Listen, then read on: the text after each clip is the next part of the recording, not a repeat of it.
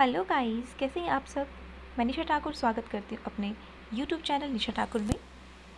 जल्दी जल्दी घर के सारे काम निपटा कर बेटे को स्कूल छोड़ते हुए ऑफिस जाने का सोच घर से निकल ही रही होती है कि फिर पिताजी की आवाज़ आ गई, बहू ज़रा मेरा चश्मा तो साफ़ कर दो। और बहू झल्लाती हुई कपड़ा ला चश्मा साफ़ करने लगी।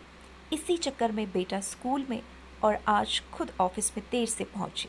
कहे बगाहे पिताजी का यूं घर से निकलते हुए पीछे से आवाज़ देने की आदत बहू को अच्छी नहीं लगती थी, पर जानती थी कि पलंग से न उठ पाने के बावजूद पिताजी पूरे दिन में उसे यही एक दो काम करने को कहते थे। काम छोटा सा था, पर ऑफिस जाने की भी तो जल्दी होती थी। सुबह एक दिन पति से चर्चा की। पति की सलाह पर अब वो सुबह जल्दी उठते ही पिता का चश्मा साफ करके रख देती थी, लेकिन फिर भी घर से निकलते समय पिताजी का बहू को बुलाना बंद नहीं हुआ। दिन बीते, एक समय वो आया कि समय से खींचातानी के चलते अब बहू पिताजी की पुकार को अनसुना करना शुरू कर दिया। एक दिन ऑफिस की छुट्टी थी तो बहू ने सोचा कि क्यों न घर की साफ सफाई कर दूं। अचानक पलंग से नीचे गिरी पिताजी की डायरी हाथ लग गई। उसे पलंग से उठाकर रखते हुए उत्सुकता हुई कि देखो तो सही, पिताजी सारा दिन क्या लिखते रहते हैं।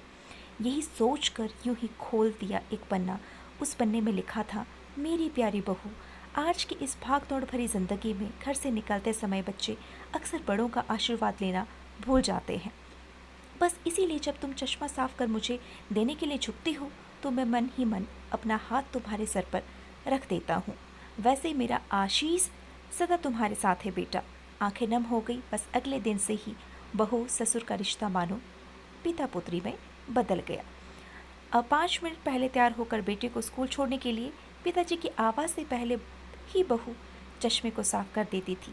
पीने के पानी का जग उनके पलंग के सिरहाने रखती। जाते समय लाड प्यार से 2-4 वाक्यों में सारे दिन की हिदायतें भी दे देती थी। कभी उनके फल या दवाई न खाने का उल्हाना, और अंत में, अच्छा बाबूजी, ऑफिस के लिए देरी हो रही है, चलो बेटा बाबूजी को बाय बोलो, कहकर घर से निकल जाती। बूढ़ी हड्डियों में न जाने कैसे ताकत सी आने लगी। दवाई वही थी, पर सेहत में अब सुधार 10 गुना होने लगा था। पिताजी स्वस्थ होने लगे थे, परंतु अचानक एक दिन हृदय गति रुक जाने से वे स्वर्ग से धार गए। उनके अंत समय में उनके मृत देह के चेहरे पर संतुष्टि के भाव की भी पूरे परिवार में खूब चर्चा हुई। आज पिताजी को गुजरे 2 वर्ष बीत चुके हैं। आज भी बहू रोज घर से बाहर निकलते समय पिताजी का चश्मा साफ कर उनके टेबल पर रख दिया करती है। उनके अनदेखे हाथ से मिले आशीष की लालसा में आज भी सुबह घर से निकलते हुए न जाने ऐसा क्यों लगता है कि कभी आवाज आए कि बहू जरा मेरा चश्मा तो साफ कर दे। माता पिता का अदृश्य आशीष ही ईश्वर की कृपा दृष्टि है। जीवित माता पिता की सेवा मरणोपरांत किए गए पितृकर्म से कहीं अधिक उत्तम है। जीवन में हम बहुत कुछ महसूस नहीं कर पाते, और जब तक हम महसूस करते हैं तब तक वे हमसे बहुत दूर जा चुका होता है।